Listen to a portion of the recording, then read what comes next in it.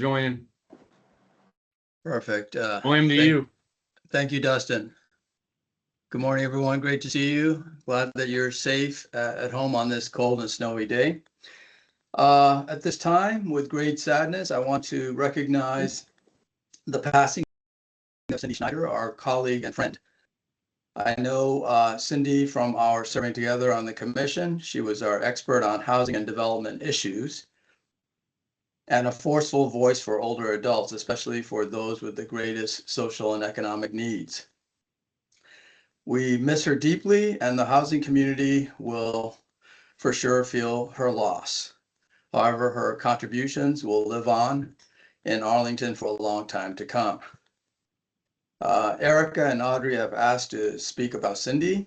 If anyone else wants to speak, put your name in the chat and we will recognize you. We have 15 minutes before our invited speaker, Cherry Blossom Pace, for anyone who wants to share their remembrances of Cindy. After 15 minutes, we will switch over to our scheduled speaker as a courtesy, and then we will have more time for anyone else who wishes to share their remembrances about Cindy. And for your information, there will be a mass today at 5:30 p.m. at Holy Trinity Church in Georgetown, 3513 N as in November Street Northwest. Okay, with that, I will recognize Erica, who wanted to make some comments. Yes, good morning, everybody. Can you hear me? Yes. Okay, great.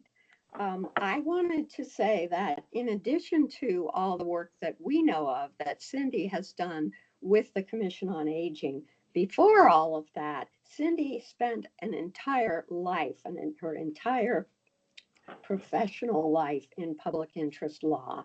And that's a huge thing. She worked for Freedom for Equality. She worked for the Food Action and Research Center, where she focused on migrant rights. And she worked for many years for the Legal Services Corporation. And in that role had quite an impact on adding to the strength of the Legal Services Corporation, which provides counsel for low-income people all over the country. In retirement, Cindy was fortunate. We are fortunate that Cindy came to the commission, where before even she came on the housing committee, she served many years on the legislative committee.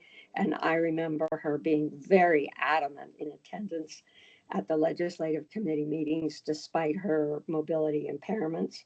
And then she exerted a great deal of leadership and had a great deal of impact as that housing committee chair. And I think that's a good segue to turn to Audrey.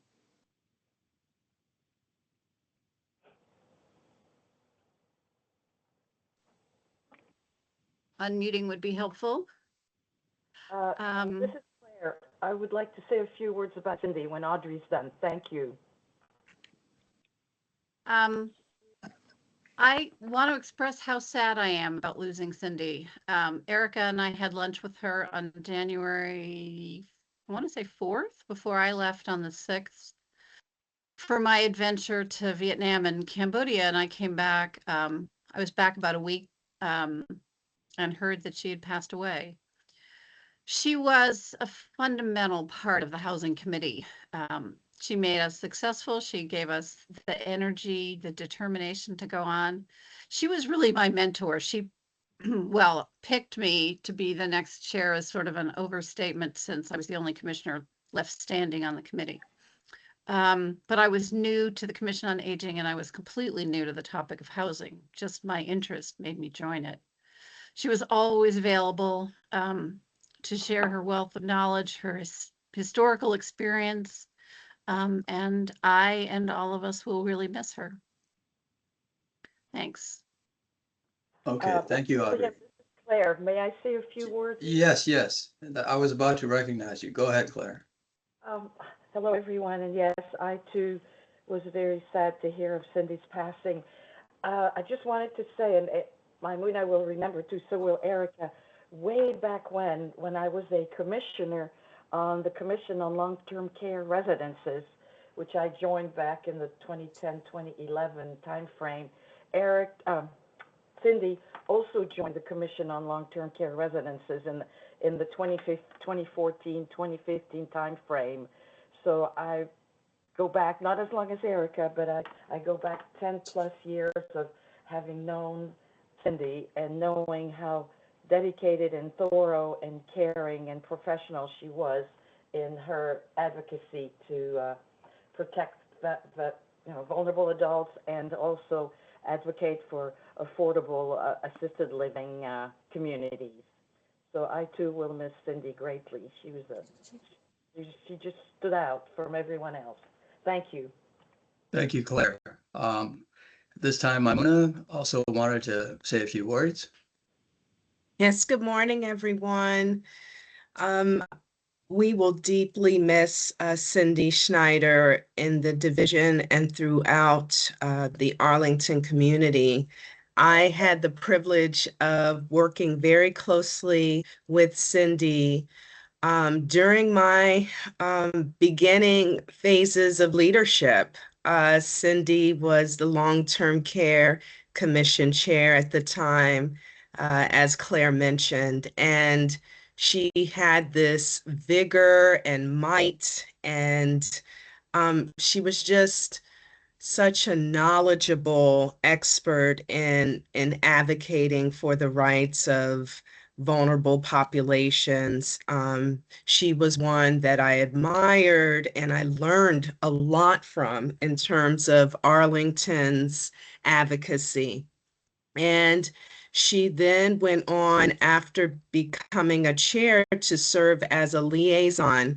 And this was something that I had spoken to her about and I asked, and every conversation I had with Cindy, she was right there on the front lines, willing, ready, able to serve in the capacity of a liaison. So she served as a liaison to Vitality, which was formerly Brighton Gardens, and she did that extremely well.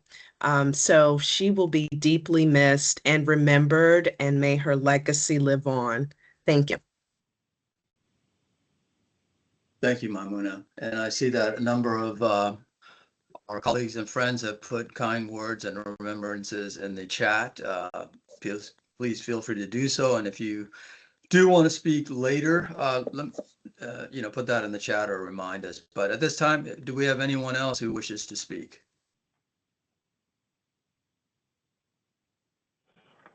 All right. Well, we Joan- have Joan. Joan wants Yes, to say a few I words. had raised my hand by clicking on raise Okay. earlier. So Thank you, Joan. Go ahead, please. Anyway, so, well, of course, I too will miss Cindy Schneider. And I got to know her when she came on the commission and worked on the legislative committee, that I can just see her always coming to our meetings at the Silver Diner. And she was faithful and knowledgeable, and of course she was an attorney.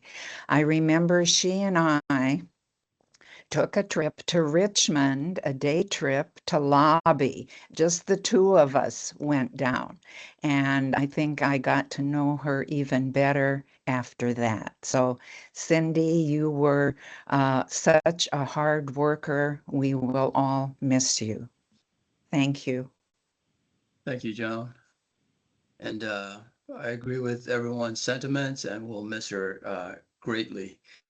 And if anyone else wishes to speak, please let us know now. And if you want to do so later, put your name in the chat and we will make some time later in the agenda. I don't see anyone else. So at this time, we will hand it back over to Dustin to introduce Cherry Blossom PACE program and our invited speaker, Cynthia Shannon. William, thank you. I want to welcome Cynthia, and I think Ron, her colleague, is here. I think the CEO. I just want to thank them both for coming today. Cynthia, I'm going to go and pull up your PowerPoint. I think you connected through William and through Maimuna, actually. And we're really excited for your presentation today. And we'll discuss afterwards, William, potentially a site visit. Maybe we host a meeting there, but we'll talk about that afterwards at the next executive committee meeting. So Cynthia, I'm going to turn it over to you and I'll get your deck going. Thank you. Thank you, everyone. Thank you so much, and our condolences on the loss of your friend and colleague. Sorry to hear about. Sounds like she was an amazing part of your team. So as Dustin said, my name is Cynthia Shannon. I am the Director of Business Development here, and also joining me is Ron Hess, who is our Executive Director. So we're honored to be here this morning and love being able to talk about anything PACE. So you can feel free to shut me off. I will kind of read through it, and then you guys can, Ron's going to add some insight. He's been with PACE for over 10 years. So we can start at the next slide, please. Have you all heard of PACE? Do y'all know? Okay. So PACE is the program of all-inclusive care for the elderly. We are located on Beauregard in Alexandria. We've been here for about 4.5 years. And we're kind of walk you through all the things that we do, which is kind of hard to explain sometimes. Next slide, please.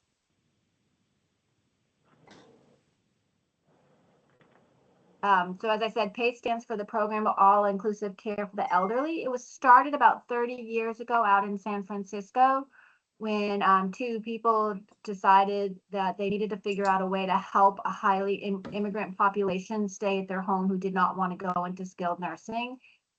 It is a health plan and a care model. So I always say to people who understand what Kaiser does, think of Kaiser and put it on steroids. We do so much more than what a Kaiser plan does.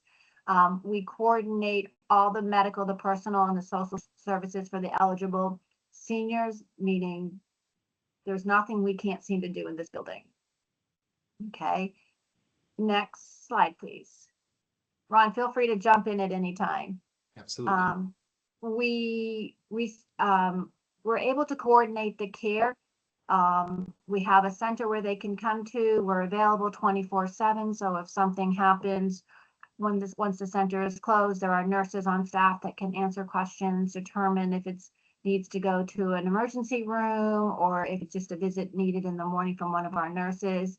We also have what I jokingly called the adult child that everyone needs, a person who sits on the phone and listens to the hold music as she sets up all the doctor's appointments that you need to go to, and then sets up the transportation that is needed for you to get to those things. So we handle all of that. We also have, we also can go to homes and visit, or they come into the clinic. We have a full clinic here where we can do the blood work, the urinalysis, they can even do an EKG. So we're able to reduce the amount of travel someone might need to do in sitting in a doctor's office with other people. And then And I'd like to, go ahead.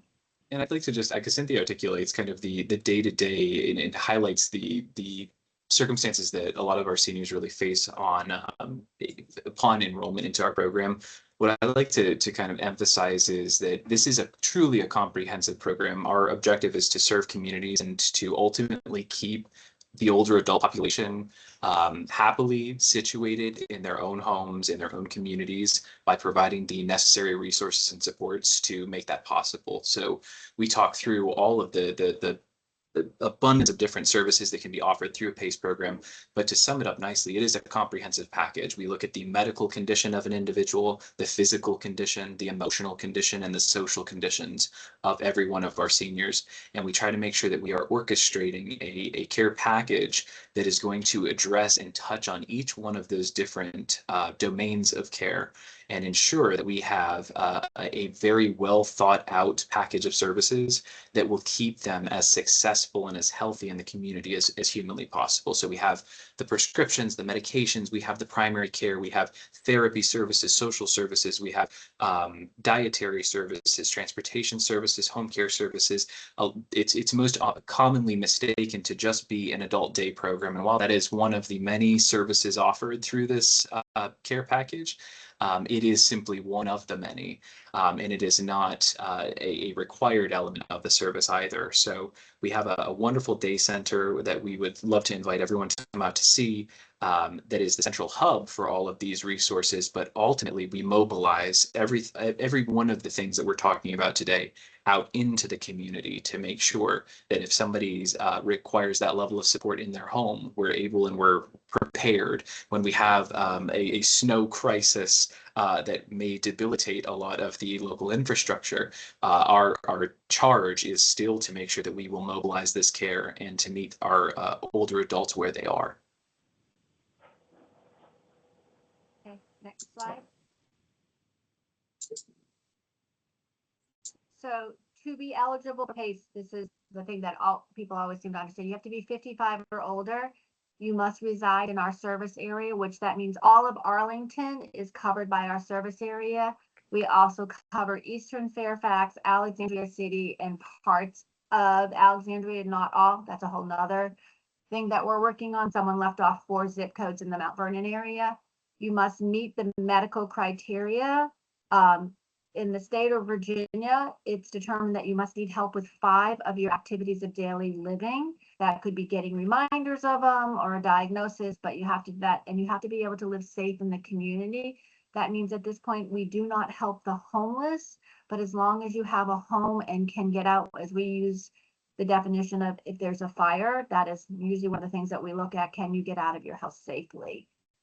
So does that mean there's an elevator, there's stairs, whatever we have to look at? Next slide, please. So this is a makeup of everybody who is part of the care team. There are 11 people. So we have on staff a doctor, a nurse practitioner, a nurse, a registered dietitian, physical therapy, occupational therapy, a master's of social work. We have a center manager, transportation director, a home care coordinator. I always forget somebody, so forgive me. And we also have CNAs who are also providing the care. Hopefully I got everyone that time. I hate leaving somebody off. I think you just missed the registered dietitian also as part of our dietary services. Yeah. Next slide, please. So this goes back once again, all the services that we do offer. So like when I jokingly say Kaiser on steroids, you actually know the person who is setting up that doctor's appointment. You've met Gloria. Gloria is telling you, is the one who's setting it up. You know who Eric is, who sets up the transportation. You know who the doctor is when you meet the doctor. You see these people in the center, but they're also coming to your homes. I know there was a question that just popped up. The guidelines were set up by, Ron, maybe you can speak to it, why we can't work with the homeless. Sure. So the unhoused population. So ultimately, one of those criteria, and it's the safety to serve in the community. Ultimately, it has to be determined that, and I'm going to apply this broadly, and then I'm going to kind of get into the specifics of that particular question. So broadly, the safety in the community, we have to make sure that by enrolling into our program that we are not going to be doing more harm to an individual than by not enrolling into the community. So if somebody truly would require a level of services that could not be met within a PACE program, or that their services are best met or best orchestrated in a skilled nursing facility environment, that might kind of go against that safety to serve in the community. The state has set the parameters that also if somebody is unhoused or does not have a permanent address in the community, that would fall into that parameter of being unable to safely serve, because our comprehensive program has to kind of regularly go out, complete assessments, bring individuals in different locations. And so for the unhoused population, in certain circumstances where we don't have immediate access to an individual, that can potentially risk some of their health and safety in the community. And just to kind of piggyback on that, we had a person who had been referred to us who had become an amputee, and the apartment building that they lived in had no elevator, and it was 13 steps to get into the apartment. So based on those guidelines, we had to put them on hold. But what we did turn around is gave them ways to find a new housing that they could afford. So we don't just say, no, we can't help you. We will work to help connect them to the people who can help them find what it will work out for them and best. And just to build on that in some of the unconventional ways that PACE helps seniors, in a number of the years I've worked through PACE, we've really come up with very constructive ways to meet the seniors' needs in the communities. So, for example, we had a husband and a wife who had had recently moved to our location, and then we were hit with that winter storm. And I'm going to keep perseverating on it because I keep looking out the window and seeing that snow out there, and gets my blood boiling.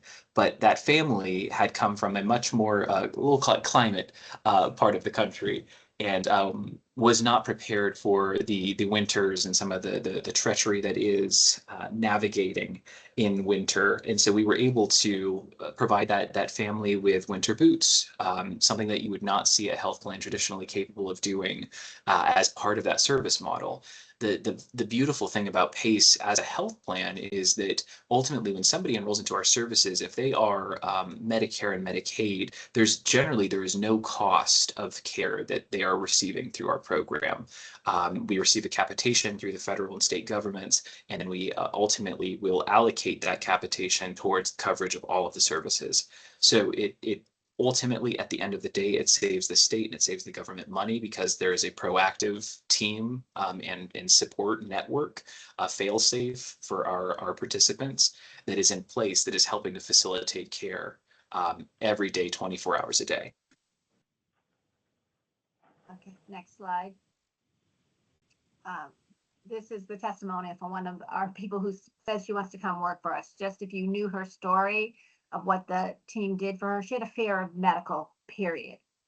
And they have turned her whole life, her whole world around, got her the treatment she needed. If I can't tell you too much about her, but as you can see, she loves she loves this program. When she's coming in here, she's always like, I'll talk to anyone about what you all have done for me.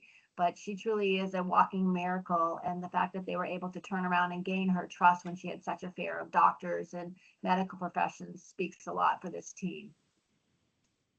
Next slide, please. So this is what really I think is important to you all.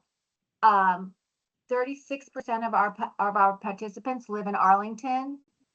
We have stepped in to support Culpeper Gardens once they surrender the assisted living license. To date, we have enrolled 5, with 3 more slated to enroll on March 1st.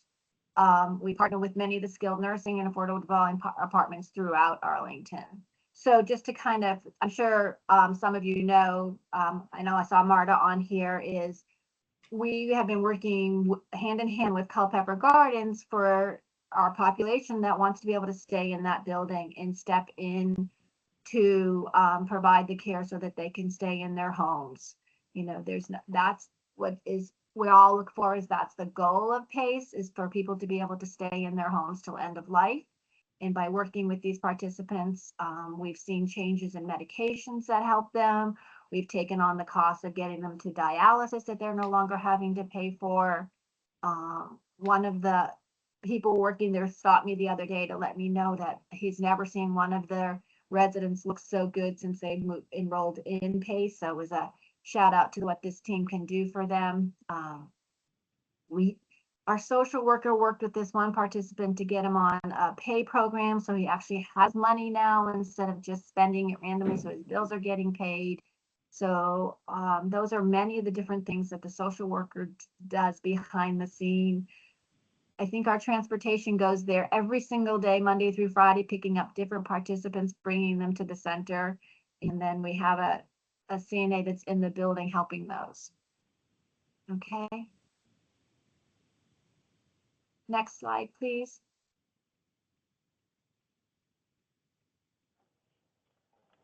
So just to give you a little bit, so PACE is in 33 states throughout the country. There are over 380 PACE centers in the United States with 100,000 participants enrolled. Average age is 75. 65% are women, 35% are men, and 94% of them living out in the community. And this is all stuff I got from the National PACE Alliance, which is right in DC. And So if Go ahead. anybody's looking at this and thinking, well, what, there's this much PACE that exists out in the nation. Why is this the first time we're hearing about it? You are one of the many, just like we are one of the many PACEs. So this has been, there are some parameters, I think, set by the federal government that kind of limits how PACE is able to go out and market into the community. So, our objective is, of course, to always spread as much PACE awareness as possible, because this is a wonderful benefit. It is able to make life and just night and day difference in the older adults that we serve. And it really becomes a little, I mentioned a fail safe, but a little family that kind of stands behind our older adults. Steve Gurney, I know, frequently uses the term solo aging in communities. And I think that that's something that really resonates with us. We tend to walk into circumstances where somebody's just trying to kind of make ends meet. I think a lot of us kind of come up to the DC area for a number of different reasons. And what we see in modern day is that we have a lot less of that kind of traditional nuclear family, kind of all part of one group, and we have the younger generation taking care of the older generation. We see that a little bit less prevalent in our society at present. So PACE is able to kind of come in and is able to help support and to provide that extra level of assistance to make sure that somebody can be as successful as possible.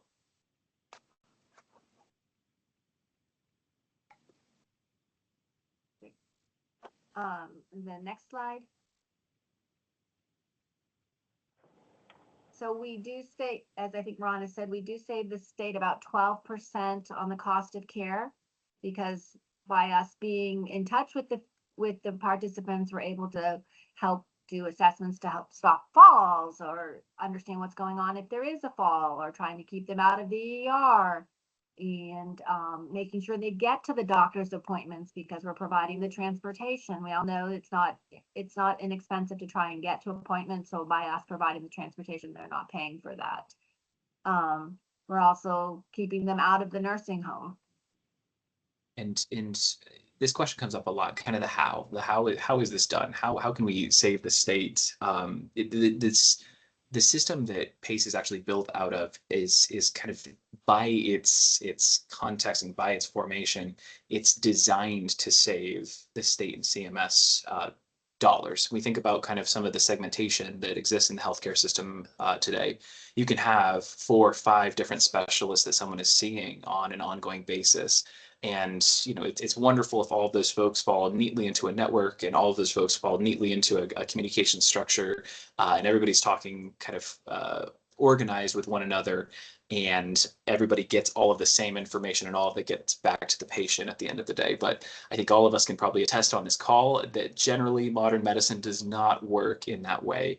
And so we are able to be the facilitator, the person who is kind of leading that charge, that adult child that Cynthia mentions, kind of, that helps to do that hand-holding every step of the way. We make sure that at the end of the day, we are orchestrating every element of care, that you have the primary care provider who is looking at every single lab value, every single specialist recommendation, every time there's a medication change, ensuring that there is that level of oversight so that all of the pieces come together, so it is not so fragmented, and that we make that experience really kind of seamless for our participant population.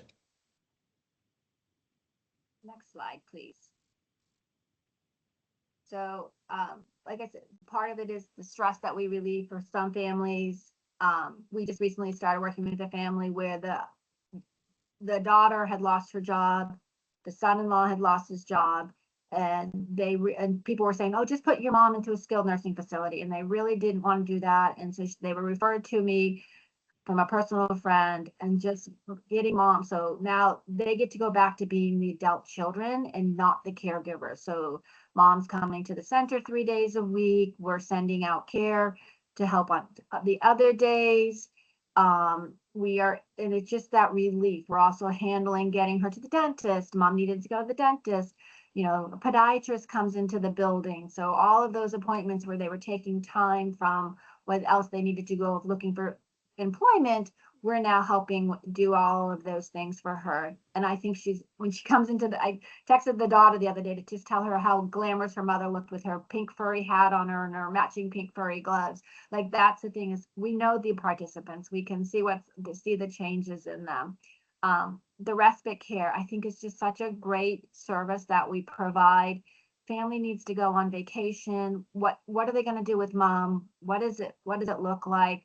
So we use some of what I like to refer to as the boutique assisted living, the smaller homes, or sometimes it's a skilled nursing facility. So we pay for them to be there so the family can go on vacation, and our team continues to monitor them or continues to bring them in the center. So nothing really changes in the participant's life other than where they're sleeping for the week that the family is on vacation. And that is just, for me, peace of mind to know that a loved one is cared for well, and still allow you to do those things, especially if you have younger children or if you just need a break. Like I said, support available 24 hours a day. So we know what's going on. Something happens over the weekend, the doctor's in checking the chart. She knows what's going on. And then last slide. This is how you find us. As we keep talking about, come in and see the center. It is literally the best kept secret in this area.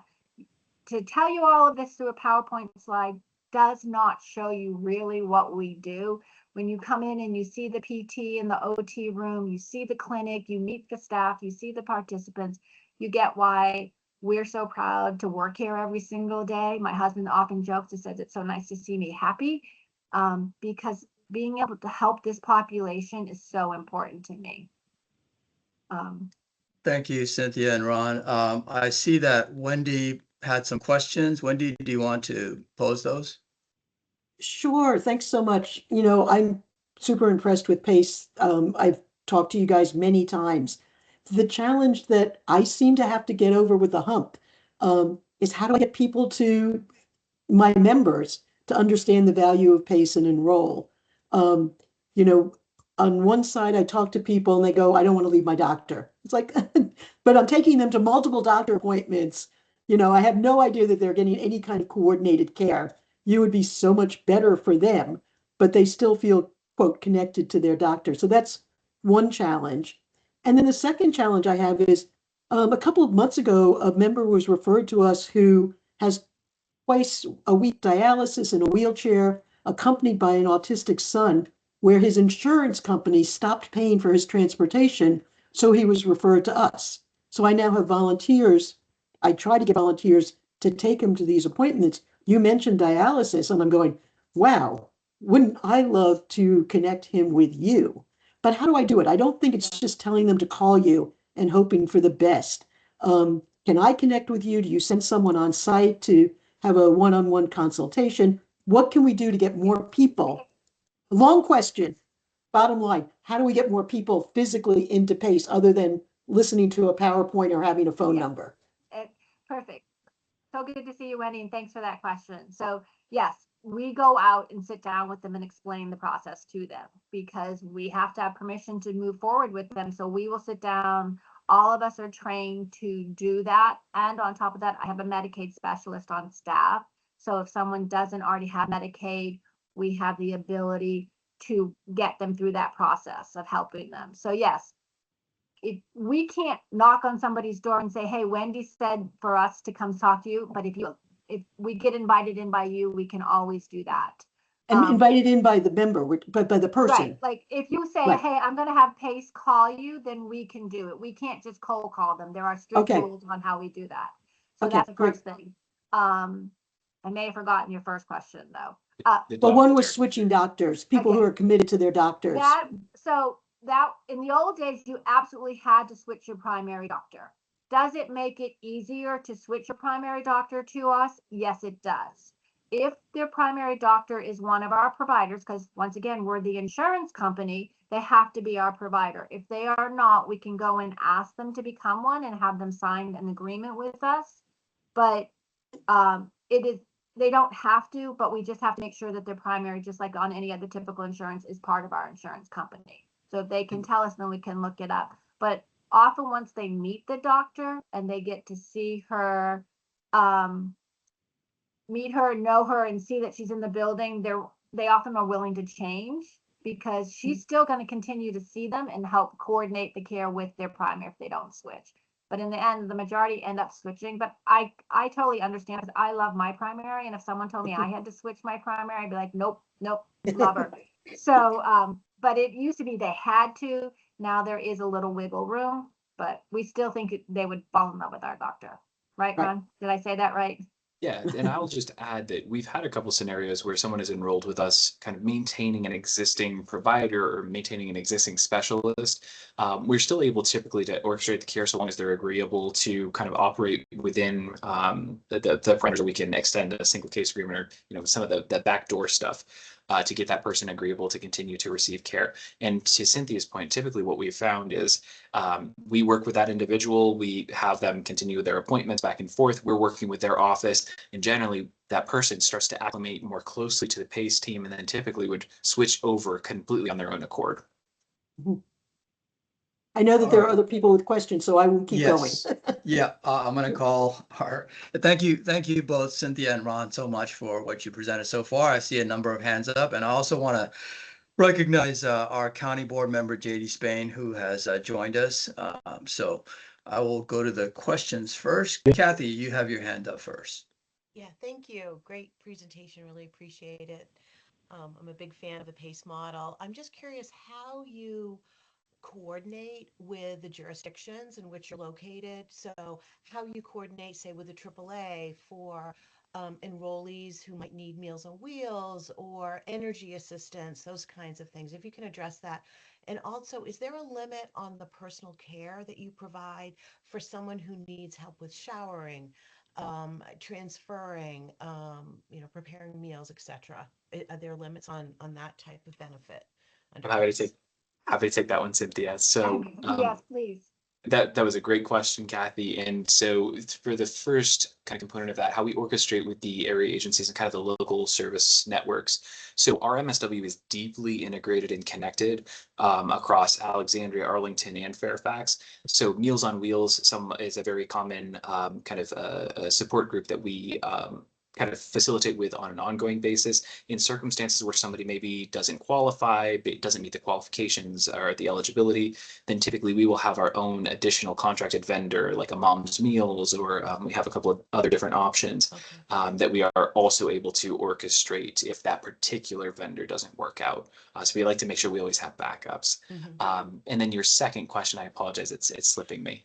In terms of any limits on personal care services, assistance with transferring, with bathing, etc.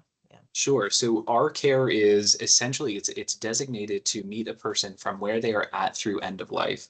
So there is no particular limits, I would say, on the home care or the personal care that we are able to orchestrate. It's entirely contingent upon what the needs of that individual are. I will generally say if somebody truly requires 24-hour supervision out of the gate at enrollment, then typically that person might not be found eligible under that safe in the community criteria. Okay. Thank you. All right. All right. I will call on Peggy next. You have your hand up.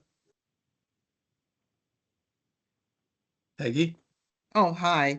I'm Peggy, and I really appreciate this program because I'm experiencing, recently I have been in the hospital and had hip surgery because of a fall on ice. But you mentioned something about pre-existing conditions. My husband, prior to his death, had a pre-existing condition and had to have a HeartMate 2. And we have Blue Cross Blue Shield. How do you work with people with a different insurance? Because I'm getting the feeling that you are an insurance company. Yeah. That's correct. So generally, when somebody enrolls into our program, typically their insurance will kind of pivot over to the PACE health plan. So PACE then serves as the insurer. So we become the people who are physically providing care, we become the people who are orchestrating care, and we become the payer at the end of the day. So that's when we're talking comprehensive. We have everything that is capable of being done right in-house. And instead of having kind of this pre-authorized list of these are the services you can hope to receive coverage through within the insurance plan based on different tiers. It is meant to be a comprehensive benefit. So when someone enrolls into our program, they get the exact same service levels and the same access to care as every other participant within the program. There is no different tiers. There is no kind of the premium plan versus a standard plan. It is simply the PACE benefit through and through, and it is expected to provide all of the necessary care to keep someone safe in the community. And you mentioned also that the cost, one of your slides said that the cost is 12% less than Medicaid services. How about Medicare? Sure. It's designed to be able to, so I want to make just a clarification. It's not less expensive on the member per side, but it saves about 12% to the state and to the federal government on Medicaid dollars. Okay. Because it's that comprehensive benefit. I would say on the cost side, generally, if somebody's dual eligible or if somebody qualifies for Medicaid services, this program, outside of just the general Medicaid spend downs that exist at the county level, this program comes free of cost. So we essentially, if to use that example to kind of play it out. So somebody had a fall on ice and required the hip surgery. That hip surgery is going to be covered. Transportation to and from all specialty appointments thereafter, the follow-up is going to be covered by the PACE program. Medications resulting from the surgery would be covered by the PACE program. All of the follow-up care, if there was a need for a short-term respite stay and some rehabilitative services as a result of that fall, just to kind of get you back up and moving and kind of get your functionality back up, all of that would be covered entirely by the PACE program. Thank you. And we've course. seen it. We just had a person get a new knee, and we covered everything. And then her therapy, and we covered her from her hospital stay to her rehab stay, and now she's back here, and we continue to do the therapy with her in the building. So, and her cost was zero. So. All right, next we have Erica with her hand up. Yes, I had a question about your medical criteria. And I know that needing help with 5 ADLs plus continuous nursing home care is a very high level of care, and that we in Virginia have probably the highest level of care probably in the country. So I'm wondering if you see a lot of folks who would really benefit from your program, but just don't quite meet that level of care. Erica, you're saying the things that are so true to my heart. Yes, yes, yes, and yes. I will start by saying generally, sometimes we're very surprised that some folks will meet that criteria, very pleasantly surprised.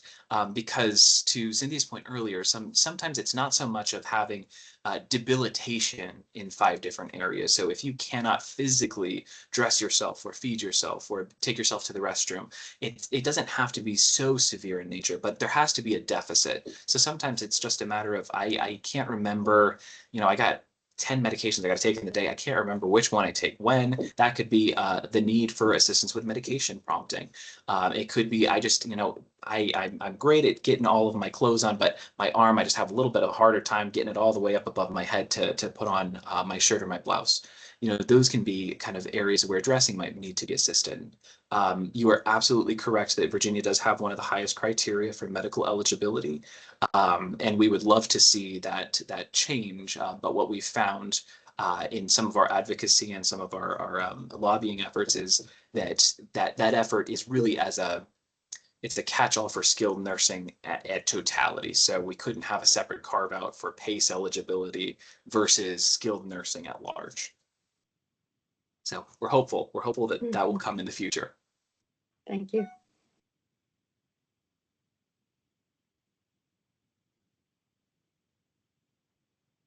I think I am next.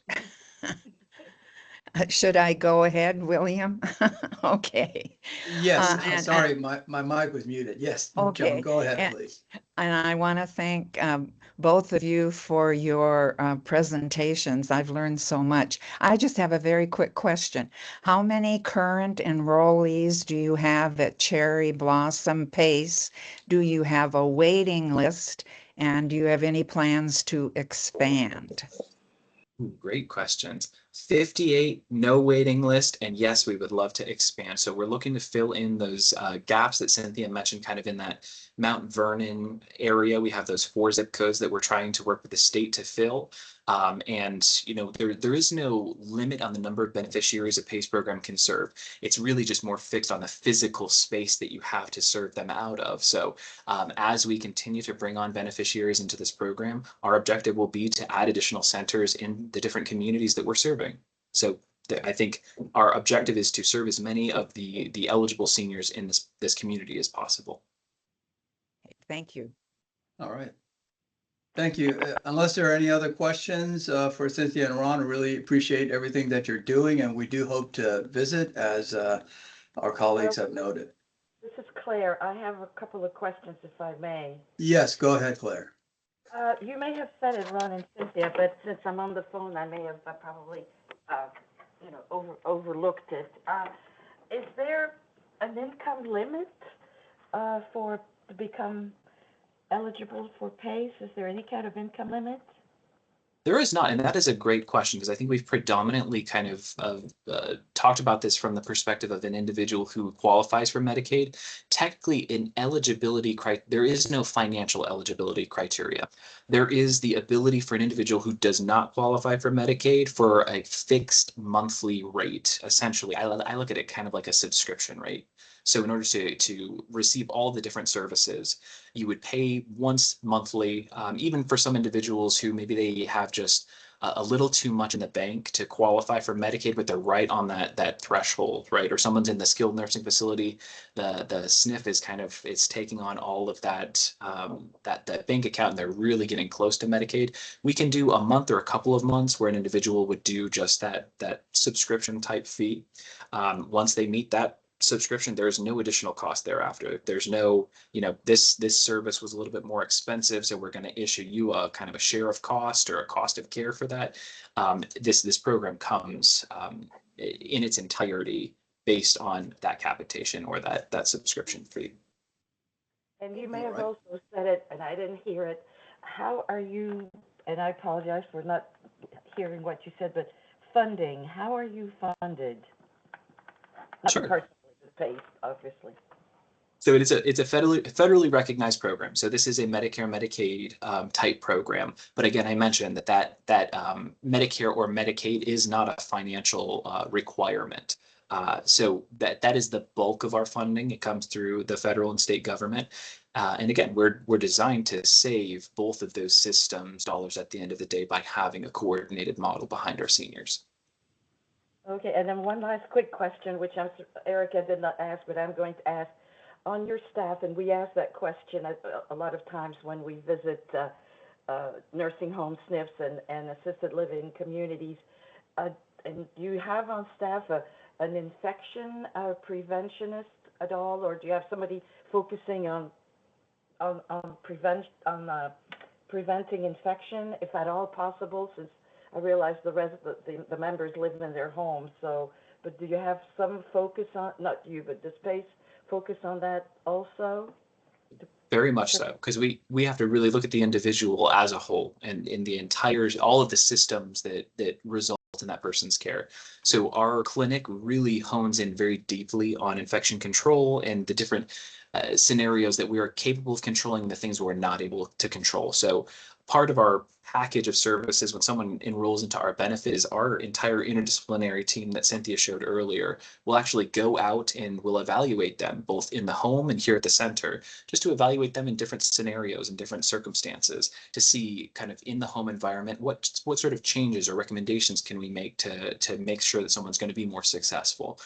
If we had noted that there is the risk of infection control concerns, those would be things that we would be able to address right out of the gate upon enrollment, and then thereafter as that person is working with our team. Thank you very much for allowing me to ask questions. Thank you very much. Great. All right, next we have Michael with her hand up, and after Michael we will switch over to our county board member JD Spain, who has joined us. So go ahead, Michael. Thank you for bringing your adult day team with us to us as well, Michael. Go ahead. Good morning. I was really happy that they had the opportunity to join the meeting. I was curious if you could talk about what the monthly subscription rate is for people that don't qualify for Medicaid at that time? And when you talk about only having a couple months subscription, do you mean they would be in spin down? Yes, Typically. And Cynthia, I'm not sure if you have the exact dollar figure handy. yes, I do. It's actually 8,100, so $8,147 is the monthly subscription for someone trying to do a spend down or just trying to private pay. So that is inclusive of, we often say, concierge level care for the underserved, but yeah, so that's the monthly price at this point. And that oftentimes will kind of raise ears, and we hear that and it's like, oh, I don't know about that. When you think though about all of the personal care items, the depends, the supplies, the transportation, if somebody needed skilled nursing facility following the hip surgery, all of those things tend to greatly kind of enhance that number. Traditionally, if somebody is just privately paying out in the community. So we try to kind of point to those different things. But to that question about spend down, we are able to use that as a spend down option for however long that individual would need to get to that rate of Medicaid as well, and then make a seamless transition into the Medicaid services. And I think that if you don't mind me asking this, I know that you keep people in the program through long-term care placement, but I have heard that some people get discharged from PACE before they get to that time that they need to go to long-term care. And I don't know if you could clarify that. Sure. So it's a voluntary program. So if somebody did decide that they did not want to be part of the services any longer, they do have the right to disenroll at any point in time. Since we're a health plan, we enroll on the first of the month, and we must disenroll on the last of the month to make sure that there's seamless coverage into whichever benefit. We do utilize, kind of in a similar way as an HMO, we do utilize a contracted network of services. So if at that point when a family needs to make a decision about a long-term care placement, they decide that they would like to work within our network, we're going to see that individual all the way through till end of life, irrespective of setting. If they go to the hospital, if they go to the skilled nursing facility, if they go to an LTAC, so on and so forth. But we do operate through a particular contracted network. And are there typically beds locally that you? Yeah. Okay. Yes. All right, thank you. All right. Robin, do you have a quick question? Because we would like to go to JD next. Oh, I'm sorry. I figured I'd go after him. Yes, hi, good morning. I have had the privilege to tour your facility a few times, and it is very lovely. Just a quick question, because you have such a broad area, do you have a limit as to how long somebody can stay on your van system if they choose to use it, which I assume the majority of them do? And what would you say on an average day your number is? I mean, I understand some people might just go, what's your minimum, just 1 day a week, or is it 2? No minimum. We generally shoot for about an hour is maximum on a vehicle, because we have, seniors that are going to be uncomfortable kind of in a seated position and in transit for a long time. Right. Obviously, the local infrastructure only allows for what it allows for. But there is no minimum on number of days someone must come to the program. We have some people that come 5 days a week. We have some people that don't come at all. And so we meet people exactly where they're at and where they're prepared to meet services at. So on your average day, say, or your lowest day, what does that look like number wise? And on your largest day, what does that look like? I think we're at 25 on our lowest census day, and I think we're at about 30 on our higher census day. Okay. All right. And they all do the activities and everything as well, correct? Correct. Some folks will just come in, they just want to do appointments. Some folks will come in because they want to be part of the day programming as well. So. Okay. Thank you. All right. All right. Thank you, Cynthia and Ron. Good morning, JD. Do you have questions for Cynthia and Ron, or would you like to? No questions. Good morning, Mr. Chair, and thank you. Again, sorry for coming in somewhat unannounced, but with 25 commissions or so, I try to touch base as often as I can. And since it's a snow day for a lot of folks and you meet virtually, I said, let me just jump in here. Thanks, one, for the presentation. Just looked at the agenda. Looked like you have a lot going on, Mr. Chair. So I won't hold much time here, but I will say a few things. One, a special thanks to Dustin and you, Bill, for your leadership in this commission and all the good work you have going on. I did drop in the chat a link to public release we put out this weekend after a 9-hour board meeting as it relates to the upcoming budget, right? And so I would encourage everyone to kind of look through the proposed budget that the county manager has put out. Some of our initiatives, of course, are to maintain our core services and protect, of course, also the most vulnerable, also, along with a host of other things. If you go back and watch the organizational meeting in January, one of the things I talked about when I had a little bit of time was to ensure that we protect the social safety net, and that DHS, in my opinion, is one of the departments that I'm going to be laser focused on this year as far as our programs. And so, again, I just want to encourage everyone to kind of look through this. If you have comments, if you have concerns about programs, feel free to reach out to me or through the chair. Let us know, because this is going to be a very tight budget year for us. But we also want to hear from you. And lastly, I would just say it's great to see Karen Ardant here on the call. I know she has been coming here quite often. She's the chair of our disabilities commissions, where I'm also the liaison. So keep up the great work in this collaborative effort that you have going on. I am kind of watching what's going on, how the sausage is made. And lastly, I think Carol Lieber may be on the call. Carol, are you with us? Yes. Oh, she may be. I just want to give a sincere thanks to Carol for joining this commission, one of my most recent appointments, and hopefully that you will squeeze that lemon and get all the energy that she has to help make this a very more productive and insightful commission. With that being said, I just want to open it up, Mr. Chair, if there's any questions to me as the liaison to this commission. Thank you, JD. And first, I just want to say thank you for protecting the social safety net. I know it's a tight budget year, and thank you for doing that and being on the lookout for us. I don't see any hands up. Okay. Do we have any questions for JD? We don't get too many opportunities to ask county board members, so. I'll be back in a few months at your pleasure, Mr. Chair. Again, this was somewhat abrupt, but I wanted to do is just peek in and see what's going on today, and I'll let y'all get back to the agenda.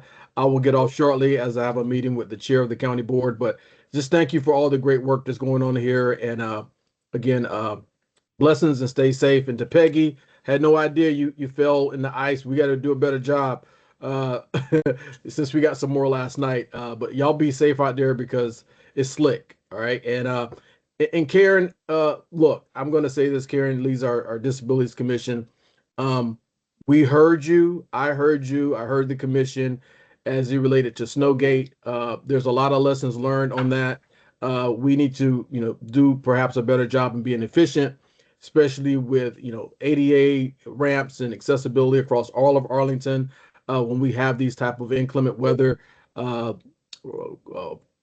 moments in our time. But thank you for reaching out, and thank you for your diligence and pointing to, we can't leave anyone behind when we have these type of occurrences in our community. So that's all I have, Mr. Chair. Thank you again. Thank you, JD. Have a good day. Yeah. William, JD, I think Karen actually had a question in the chat. When is the county board after action? So Apologies. we will talk a little bit about it tomorrow at our budget, our recess meeting. Trust me, Karen, there has been a number of folks, to include members of from the APS side of the house school system, who are looking for after action type report. And I believe that we are going to work on something to put out to the community, because again, there are a lot of lessons learned. I will tell you this. We actually ended up spending to date over $4 million to, for snow removal and all those things because of Snowgate. We call it Snowgate. That was somewhat of an unexpected cost, but it was a lot of money. And but we're doing the best we can with our services here in DES and also with our contracted folks. So we'll get that report out in some way, shape, or form. Okay, Karen? All right. Thank you. Great. Thank you, JD. Have a great day. All right, everyone. Our next item on the agenda is approval of the January meeting minutes. Unless there's any objection, we're going to go ahead and let me back up. I see Ron. Ron, thank you so much. You're welcome to continue to stay. We're going to move on with our agenda. So have a great day and appreciate everything you guys are doing. Thank you all. So we have a motion to approve the minutes. Unless there are any objections, they would be approved. I don't hear any objections, so the minutes are approved with subject to some minor edits that I sent to Dustin. Next item is the staff reports. Dustin. Welcome everyone again. Thank you for being here. That was a great presentation from Pace. Yeah, a lot of interest there. So we'll follow up, commissioners, with a potential meeting out there. Just a couple quick updates. First, Rachel Coates is not here today. She's actually on much deserved leave, and so she'll be back with us for the community engagement forum. So excited that she's off, and we'll hear from Imuna in just a moment. But a couple quick updates. We have a new staff member, a macro level social work intern that will be starting with us tomorrow. We're really excited. She's going to be engaged in a little bit more macro level stuff. So she'll be doing things like working on our farmers market. She'll be working to support Alana Sullivan, our registered dietitian, with some of the home delivered meals engagement and reach out to clients, and also our Social 60 Plus Cafe. So that's a really neat thing. And she'll be helping with some of our website refresh stuff and a little bit of reporting. So really excited to welcome her. Other areas of support. One of the things we've really been focused on is our clients and also our staff, and just focused on morale as we go through some of the culture changes. Just a reminder, the resources are much more limited this year, as JD said. The emergency funding that we typically provide to folks for housing, for utilities, those types of things, that ran out by either February 4th or the 5th this month, which has been in line with the last few months. As a reminder, our dental funds are already expunged. And so just a lot of differences there. So that's a lot of culture change for our clients, our residents. It's a lot of culture change for the staff that have to work directly with them. So making sure that we're supporting our staff as best we can to really focus on that morale and being there. And the same with our residents, not just saying no, but providing them with resources and other areas to go and things like that. So just wanted to share that update.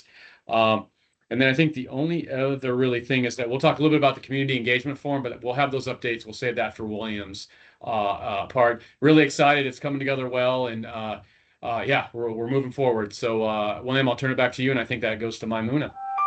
Yes, that's right. Thank you, Dustin. Good morning, Maimuna. Look forward to your updates, if any. Good morning. Thank you, Chair William. It's good to see everyone. I hope you're keeping warm. At least the snow wasn't like the last snowcrete, as some people are referring it to. But I'm just going to be brief. As County Board Member JD Spain, he put the proposed FY27 budget from our county manager in the chat. So I know that you all are well tuned into that. Just a small note, our DHS work session to present our director, Anita Freeman, will present on March 12th in the afternoon. So stay tuned for that. Out of the proposed budget, you will see that there were 56, positions proposed to be eliminated. And out of those 56 positions, I think DHS has four of those positions. So it's more to come on the proposed budget, as you know. And as Dustin mentioned, we're trying to maintain with the resources that we have. We are very fortunate with Aging and Disability Services to have a very dedicated staff.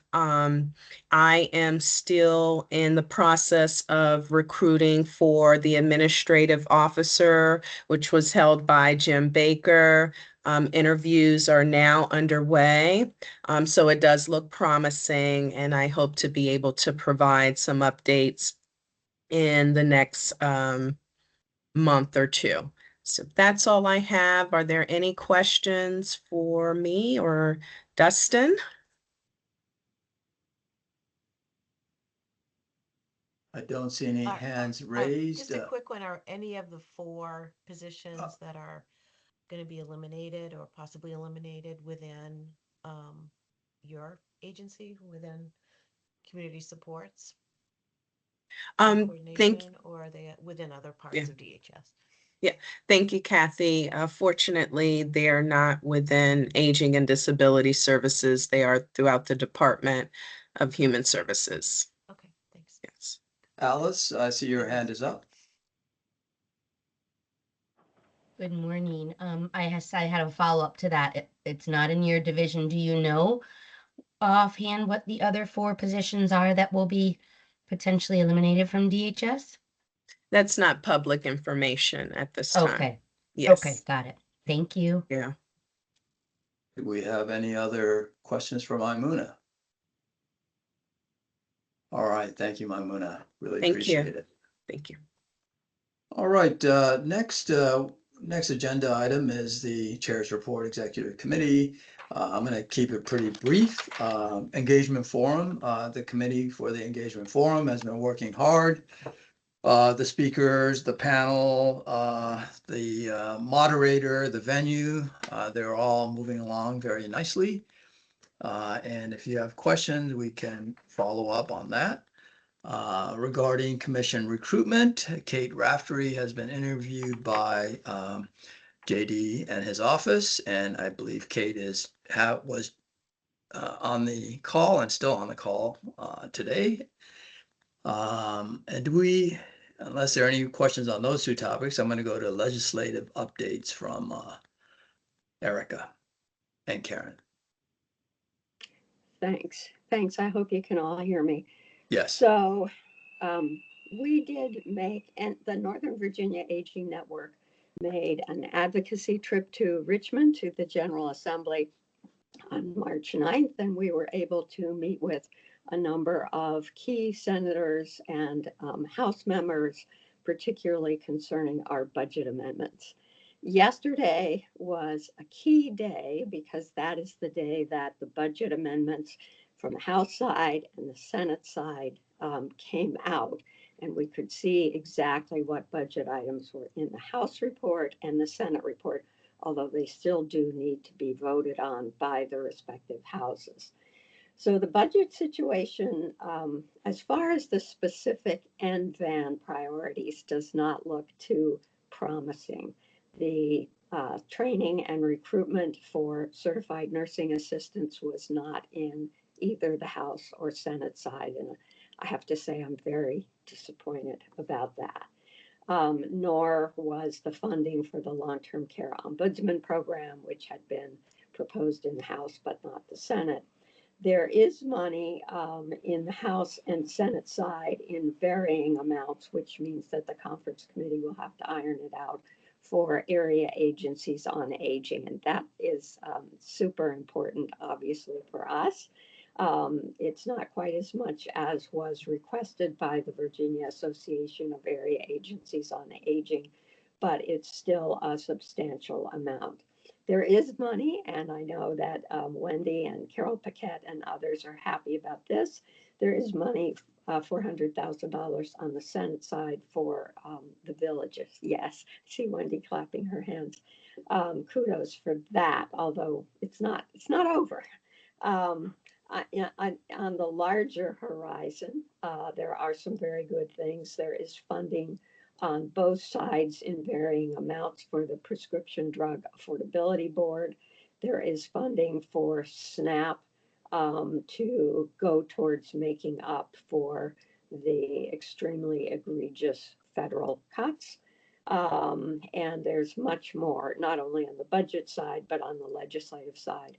I will add too that on the legislative side, our affordable assisted living bill was continued till next year, with the caveat that a letter should go to the Joint Legislative Audit and Review Commission to ask them to include this item in their overall study of home and community-based care, including assisted living. And I want to thank Michael Schuster for keeping us up to date on many of these things. There will be much more to come. The session is only just a little bit half over. Otherwise, I think I'll turn for a moment to Karen Gorman and see if Karen, if you want to say anything about our meetings with the Disability Advisory Commission, especially as I know that Karen, we have two Karens. Karen Odant is, I think, on the call. Very good. Thank you, Erica, and welcome, Karen. I think Karen was able to join our last meeting as well. We've had two very productive meetings with the Disability Commission and identified a number of areas of overlap where we can work collaboratively. We are, in particular, sharing information on our respective legislative agendas, and that's been very helpful as we've been following what's been happening in Richmond. And thank you, Erica, for keeping us up to date on that. And we have another meeting scheduled for later this month, so we're staying in touch and really trying to coordinate on these issues, and very excited to see that Karen is attending the Commission on Aging meetings and look forward to continued collaboration. All right, thank you, Karen and Erica. At this time, I also, before going to the next item on the agenda, is there anyone else who wanted to mention any remembrances about Cindy? Okay. I see Alice, your hand is up. Is that from a previous question or did you have something new? Yes, it was. Sorry about that. No Thanks. worries. Okay. Next, we are going to yes, next we're going to go to the committee and work group updates. I'm going to start with transportation because we have some feedback due to Vision Zero. And so Peggy, I know she's on the call on the meeting, and Peggy and I looked at the action items, and also we sent out the slides. If there's anyone who would like to discuss any topics or want to, you also have the option to send us any feedback in emails. Audrey has provided some feedback. Is there anyone who has questions or comments about the Vision Zero at this time?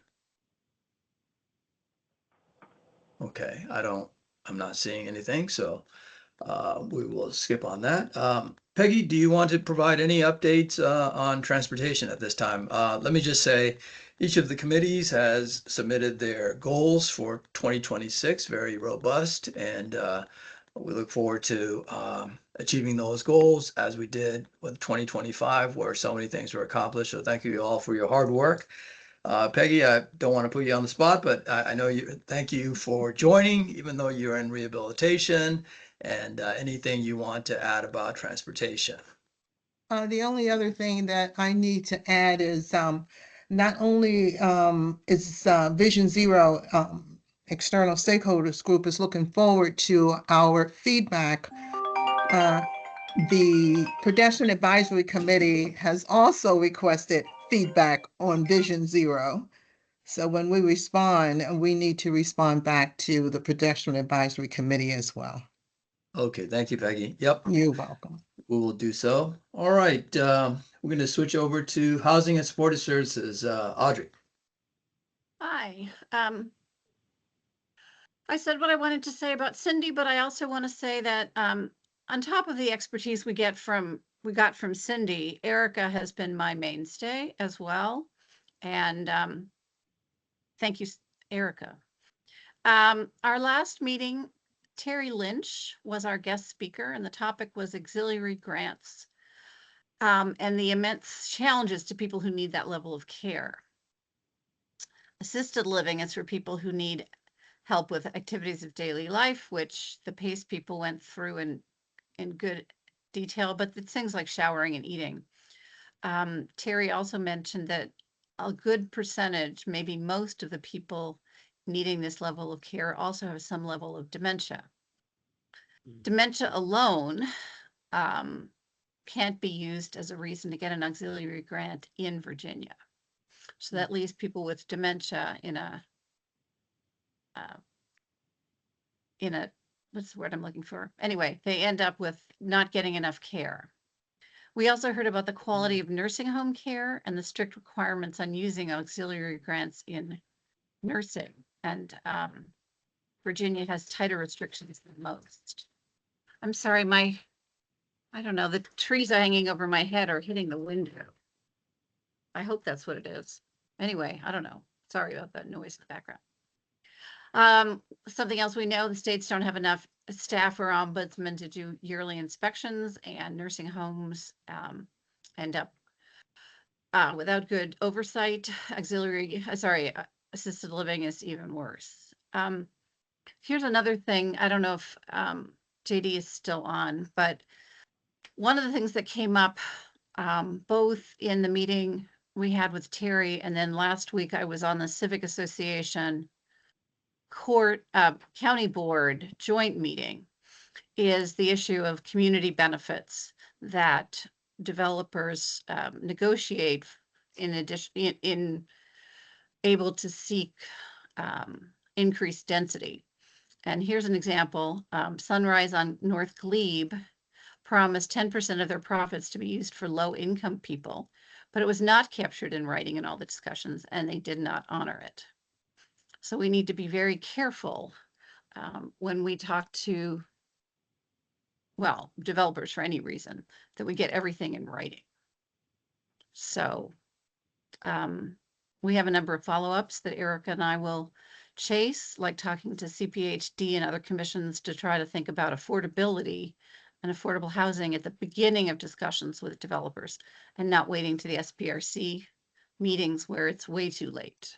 So anyway, that's my update. Does anybody have any questions or information to share? I don't see any hands raised. Thank you, Audrey. Really Cool. appreciate it. Next, health and wellness, Kate and Kasia. Yeah, good morning. This is Kasha, and I will provide the update, and then Kate's going to just jump in with some more feedback. So we have met back at the end of January with a team of providers from VHC that specializes in outpatient services, senior health, and population health. And we've talked about how to develop resources in the community for patients that they can reference. We discussed the leaflet that we have created both in English and Spanish that we're hoping VHC will incorporate into their patient discharge planning folders. So we're in the process of discussing that with Fran Barnes from VHC. But we did get a lot of good feedback from that meeting in January from the team. We are also have worked on providing information on aging to the Spanish population in Arlington, and there was a presentation held at Hunters Park on the 17th of February and at Arlington Mill on the 26th of January. And Kate, do you have some feedback on how that went and how that was received by the community? Yes, thank you, Kasha. They were both very well received. There's probably about 50 or so people in attendance at those meetings or presentations, I should say. They were interactive. And we do have a couple other locations identified on the calendar, one being the Carlin, the other one being Langston Brown. And again, these are presentations done 100%, they're set up 100% in Spanish, although we of course have others that drop in that may be English speakers, and our presenter does the best she can to kind of toggle back and forth a little bit. But they have invited her back to do more presentations around just topics of aging and other relevant topics. So it's been great so far, and we continue to invite anyone who has Spanish materials in Spanish that might be helpful for us to distribute at these presentations. We would be happy to take anything with us. So thank you, Kasha. Thank you, Kasha and Kate. Do we have any questions for Kasha and Kate? Thank you both for really robust outreach, and you know, it was great. Last in 2025, you reached out to the Green Valley area, Langston area, so thank you for continuing that outreach to the Spanish-speaking groups. Okay, next is Aging Equity and Engagement, Roland and Carol. Good morning, everyone. Carol is also on the line, but I think she's on the line pretty much by phone. Actually, she's on a laptop. The Senior Law Day, we're working on that. Right now, I'm putting together a committee to work on that. We do have one volunteer. Karen has agreed to pretty much be on that committee. Thank you, Karen. If anyone else would like to be on that committee, please just drop me a line. I'd like to get a meeting within the next week or so of the group so that we can begin discussing things such as topics and things such as the date, which I think will probably be sometime in June. And also we have some really good suggestions on pretty much places to have something like this, like a good one, 55 Plus Cafe, etc. All of that, I'd like to be able to discuss that in the committee. So I want to get that committee, get the members who want to be on that committee. I want to get their names as quickly as possible so that we can set up pretty much a time for a meeting. Also, in reference to that particular forum, which was going to be set up with a path forward, the Arlington County Police Department, their Public Engagement Division, has assigned that particular matter to someone on their staff. That particular person has suggested some dates.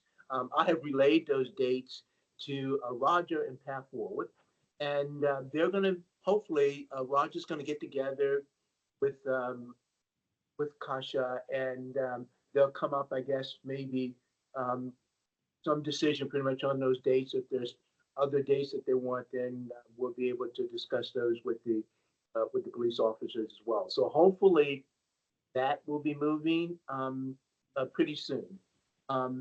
And the final thing is, I had mentioned several times that we were looking into working with the Arlington Community Foundation on some sort of forum on LGBTQ plus senior issues. Well, I heard from the foundation on Friday, and they have accepted that topic as the next forum that the Arlington Community Foundation is going to sponsor. And it's going to be sometime in May. They're looking at items such as, they're going to focus on LGBTQ aging, looking at it from housing, isolation, caregiving, navigating benefits, transitioning into retirement, finding love later in life, and a whole host of other things. They're also looking at making it intergenerational, because that way they can invite young people as well. The last time they did an event in which they made it intergenerational, well over 60 some people who attended. So I think whatever they decide, wherever they have it, it's going to be pretty much a well-attended event. So hopefully I will be on the group that the Arlington Community Foundation puts together for that. And as those things happen, I will let you know, William, and the executive board, and also Dustin and staff, pretty much what they decide to do. But it is an event that they're putting together and that they are handling on the issue, and they may make a request to the Commission on Aging that we participate in. I think that's it for right now.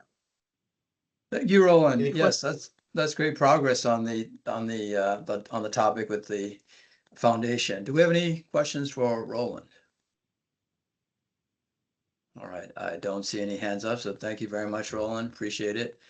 Charlie wasn't able to join us today, but he did provide some items, and I'll just give you that update. We had a great meeting on February 12th at the Regency Care down in Crystal City. There's a new director, and he and his staff provided a full briefing on many topics and took us on a tour. And it's developing. We hope that it'll be developing into a great relationship. Seems to have a great staff there. Next, Charlie has finalized the report on a small household model.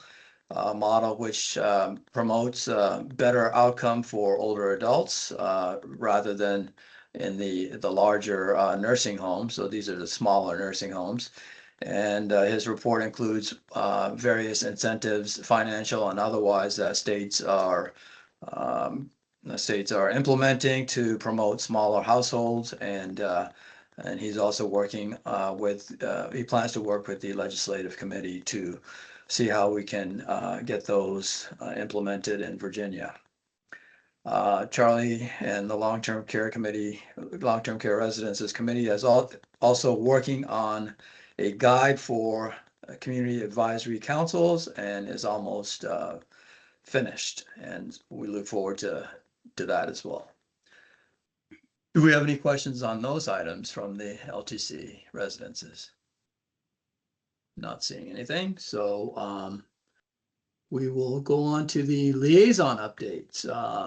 Age-friendly Arlington. Kathy, do you want to provide any updates? I don't really have too much this month, except I did have a conversation with Wendy Zenker about perhaps doing a video on the ambassador program. I talked about the opportunity that AARP is providing to age-friendly communities during last month's call. So we're kind of following up on that, figuring out what the next course, what we should do next on that. Great, thank you, Kathy.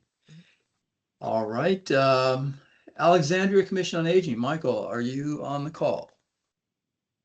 I am. My camera's not working. You can hear me, right?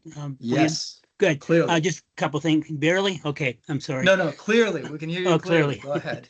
I can't hear you clearly. Two things. Our age-friendly plan is done. It's before the director of the Department of Community and Human Services and our city manager, and it will be presented to the city council in a couple weeks in March for final approval. And then secondly, on Saturday, our Office of Housing is going to be presenting its final draft of the Master Housing Plan for 2040. And we are able to get in a section dealing with older adult options for affordable housing. So we are pretty thankful that they're going to be focusing on things like mixed income, affordable assisted living, and so on. But that's going to be at the Lee Center on Saturday from about 10 to, I think, 3 o'clock. That's it. All right, thank you, Michael. Okay, do we have Jennifer for the 55 plus program? Yes, I'm here. Good morning. Hey, Jennifer.